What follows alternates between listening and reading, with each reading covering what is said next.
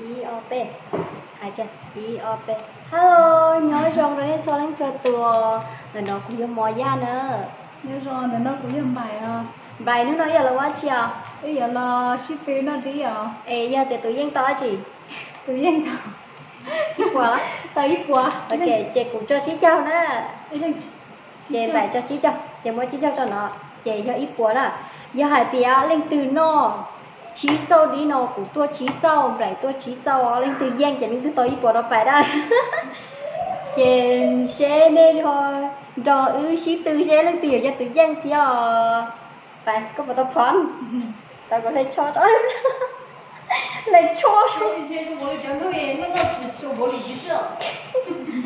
ok con lọ ô chả có luôn này I O P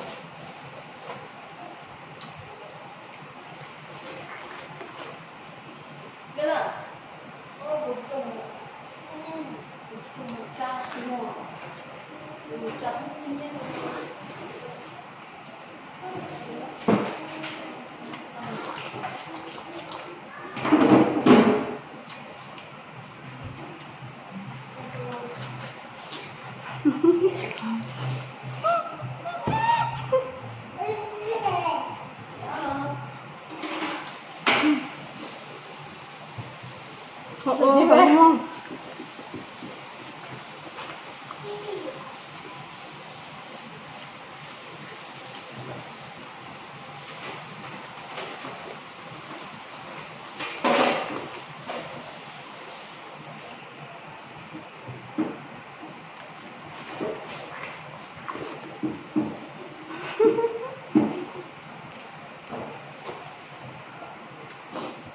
Không ra à?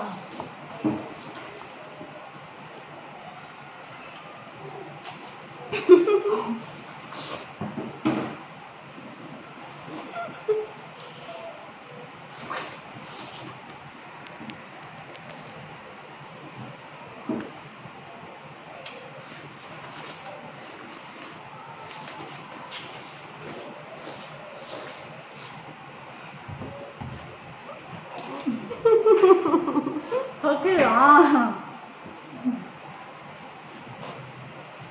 chọc脸都有多了，都不得多了过来。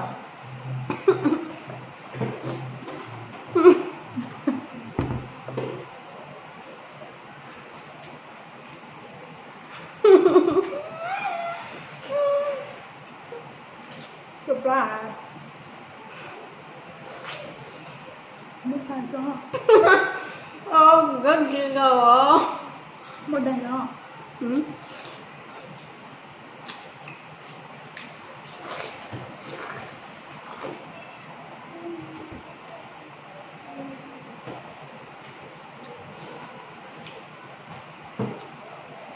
để nữa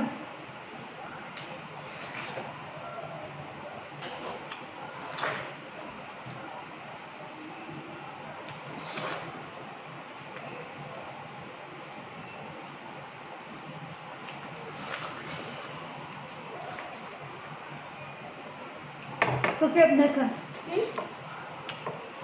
Ok.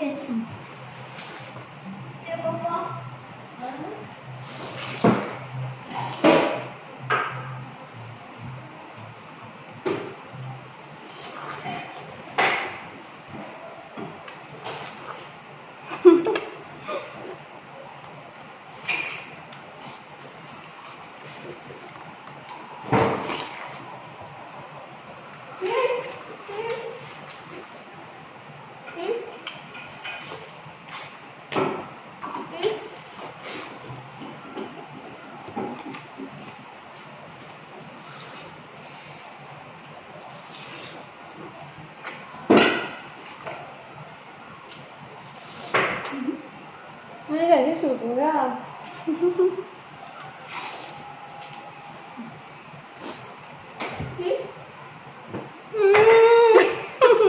Để kìa. Tao món nó tao Không thể. tao món nó tài. Tại sao?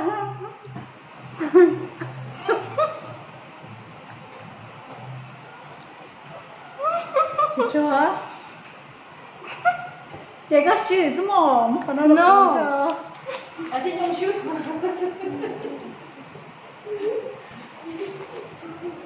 비춰보다가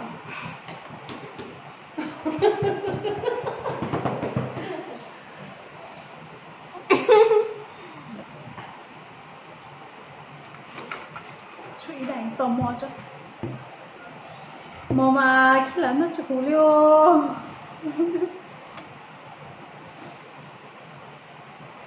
Mommy, this one good.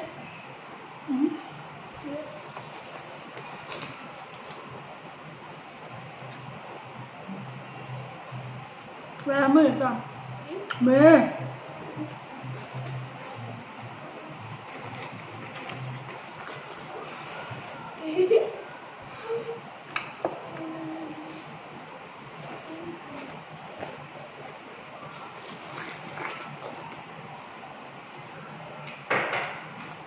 Cực đúng không?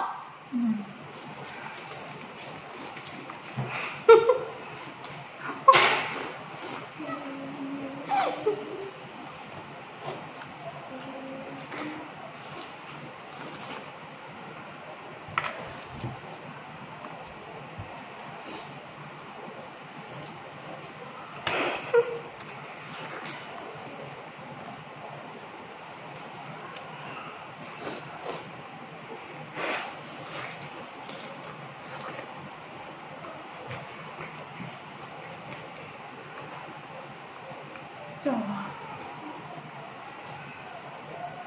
Đúng không?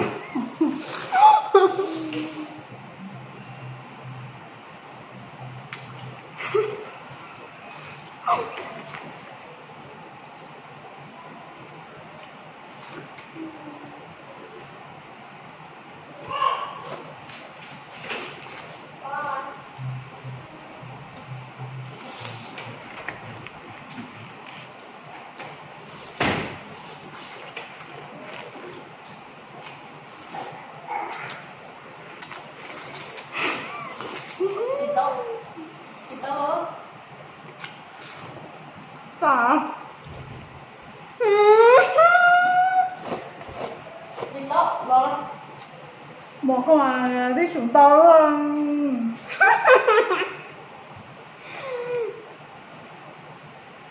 Để cứ kiểu dân đi chơi rồi. tao phải nhà Ito. ôi trời mà